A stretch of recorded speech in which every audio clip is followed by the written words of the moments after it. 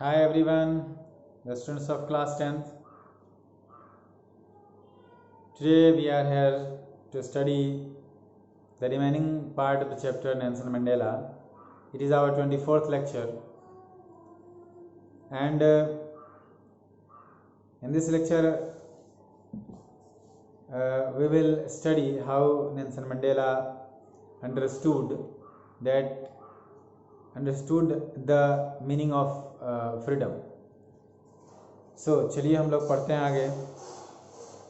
In life every man has twin obligation. जिंदगी में हर आदमी को दो जिम्मेदारियां होती हैं, दो दायित्व होते हैं. कौन कौन? Obligation to his family, to his parents, to his wife and children. एक उसके परिवार की जो जिम्मेदारी होती है, उसके माता पिता के लिए की जो जिम्मेदारी होती है, उसके वाइफ और बच्चों के लिए जो जिम्मेदारी होती है, ये एक जिम्मेदारी है.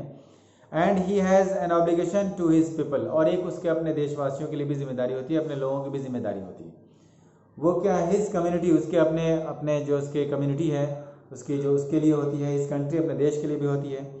In a civil and human society each man is able to fulfil those obligations according to his own inclination and abilities. यानी इस हमारा जो सिविल और ह्यूमन सोसाइटी यानी मानव जाति की समाज है, इसमें हर एक आदमी एबल होता है, लायक होता है इस को फुलफिल करने के, इसको पूरा करने के, इन जिम्मेदारियों को वो अपने जो है ना हिसाब से, अपने योग्यता के हिसाब से, अपने इंक्लिनेशन के हिसाब से, तो वो उसको कर लेता है, उसको पूरा कर लेता है. But in a country like south Africa, लेकिन कहते हैं कि एक देश जो है जिस तरह का साउथ अफ्रीका जैसा देश है, उस देश में कहते हैं a man of colour who attempted to live as human being was punished and isolated. यानी एक आदमी जो अगर इस साउथ अफ्रीका में जैसे कलर्ड अगर आदमी है, काला आदमी है, तो वो अगर चाहता है जीना अगर इंसान के रूप में, तो उसको सजा दी जाती है, उसको अलग थलग कर दिया जाता है. In South Africa a man who tried to fulfil his duty to his people was inevitably ripped from his family and his home and was forced to live a life apart. कहते हैं कि south Africa में अगर एक आदमी चाहता है अपने जिम्मेदारियों को पूरा करना अगर, तो निसंदेह उसको काट दिया जाता है, हटा दिया जाता है उसके फैमिली से और उसके घर से, और उसको फोर्स कर दिया जाता है कि तुम अलग जियो, एक अलग जीवन जीने के लिए उसको बाध्य कर दिया जाता है. A twilight existence of secrecy and rebellion. वो भी कैसी ज़िंदगी? एक अजीब व गरीब ज़िंदगी, जो एकदम सेक्रेसी की ज़िंदगी हो, गुप्त की ज़िंदगी हो, गुप्तता की ज़िंदगी हो, अलग छुप छुप की ज़िंदगी जी रहा हो, और रिबेलियन और बगावत की ज़िंदगी जीने के लिए मजबूर कर देता है ये देश. I did not in the beginning choose to place my people above my family. शुरू में तो मैं अपने देश को, अपने लोगों को अपने फैमिली से ऊपर रख के नहीं देखा.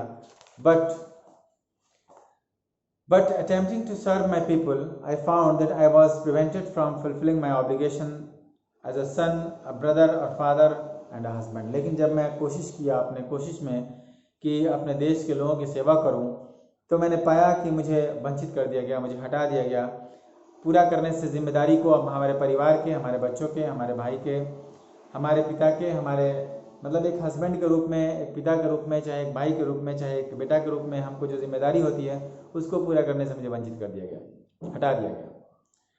तो ये नेल्सन मंडेला का कहना है कि हमारे देश में जो साउथ अफ्रीका है, वहाँ पे पहले ऐसा होता था कि इंसान अगर सही जीवन जीना चाहता तो उसको नहीं जीने दिया जाता था, खासतौर से ब्लैक लोगों को. आगे क्या कहते हैं वो, क्या उनकी सोच थी? I was not born with a hunger to be free. मैं पैदा नहीं हुआ था इस भूख से कि हाँ मैं आज़ाद होना चाहता हूँ. आई वॉज बॉर्न फ्री, मैं तो फ्री ही पैदा हुआ था. मुझे ऐसा लगता कि मैं फ्री हूँ. Free in every way that I could do know. मतलब आई कुड नो, मैं जो भी मैं जानता था, free in every way that I could know, मतलब जो भी मैं जान सका, मैं जानता था कि मैं हर तरह से फ्री हूँ, मुझे कुछ बाधा है ही नहीं. Free to run in the fields near by my mother's हट.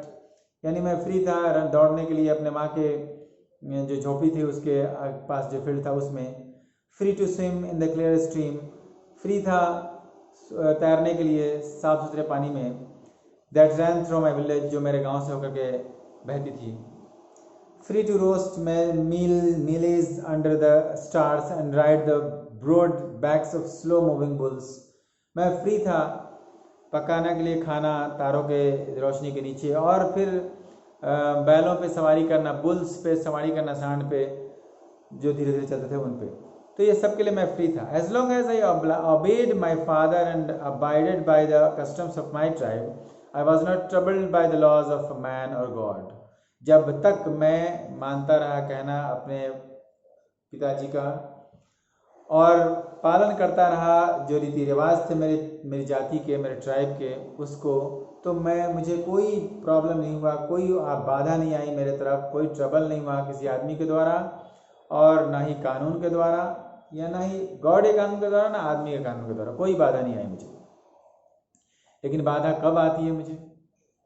बाधा आती है तब जब मैं इसको ना मानता हूँ, यानी इसके आगे बढ़ के कुछ सोचता हूँ। तो It was only when I began to learn that my boyhood freedom was an illusion. ये मैं बाद में मुझे मालूम पड़ा। I was only when I began to learn, मतलब मैं जब ये जानना शुरू कर दिया कि मेरे जो बॉयहुड फ्रीडम है ना, वो बस एक भ्रम है, एक इल्यूजन है मेरा, वो कोई हमारी आज़ादी नहीं है। When I discovered as a young man that my freedom had already been taken from me, जब मैं एक यंग मैन के रूप में हुआ तो मुझे पता चला कि मेरी आज़ादी तो पहले ही छीन ली गई है, मुझसे मेरी आज़ादी पहले ही छीन ली गई है। That I began to hunger for it, और तब मैं उसके लिए भूखा होना शुरू कर दिया, उसके लिए डिमांड करना शुरू कर दिया। At first as a student I wanted freedom only for myself. सबसे पहले तो मैं एज ए स्टूडेंट मैं चाहता था कि सिर्फ मुझे आज़ादी मिले, सिर्फ मैं आज़ाद हो जाऊँ। The transitory freedom of being able to stay out at home, read what I pleased and go where I chose. एक जो है ना एक क्षणिक जो है ना एक हमारी आज़ादी का हमारा डिमांड था, वो ये था कि मैं जब चाहूँ आज़ादी मिले कि मैं रात बाहर ठहर सकूँ, जितना बजे चाहूँ मैं, जितने बजे तक जो चाहूँ मैं वो पढ़ूँ, और जो जहाँ जाना चाहूँ और जो पढ़ना चाहूँ वो मैं चूज़ करूँ। तो ये मुझे, इसकी आज़ादी मुझे मिले, ये मैं चाहता था पहले शुरू में। Later as a young man in Johannesburg, बाद में जब मैं थोड़ा और बड़ा हुआ, यंग मैन हुआ और जोहान्सबर्ग में था, I yearn for the basic and honourable freedoms of achieving my potential, of earning my keep, of marrying and having a family, the freedom not to be obstructed in a lawful life. उसके बाद मैंने तड़पना शुरू कर दिया जो बुनियादी, जो सम्माननीय आज़ादी थी, आज़ादी जो इज्जत की आज़ादी थी, उसके लिए, उसको प्राप्त करने के लिए मेरे अपने ताकत के हिसाब से, और ताकि मैं अर्निंग माई कीप, ताकि मैं अपना कमा सकूं, मैं अपने लिए जो भी खुद की कमाई कर सकूं, इसके लिए मैं आज़ादी चाहने लगा। शादी करने की और अपनी फैमिली रखने की आज़ादी चाहने लगा, और फ्रीडम यानी ऐसा जिसमें नॉट टू बी ऑब्स्ट्रक्टेड, बाधित ना हो सकूं, कोई किसी भी अपने लॉफुल लाइफ में कहीं कोई मुझे बाधा ना आवे, जीवन में कभी कष्ट ना हो, मैं ऐसी आज़ादी सोचने लगा, ऐसी आज़ादी की कल्पना करने लगा। फिर उसके बाद नेक्स्ट नेल्सन मंडेला और कैसे कैसे अपनी ज़िंदगी में उनके चेंजेस आते हैं, will see in the next class. So that's all for today, have a nice day.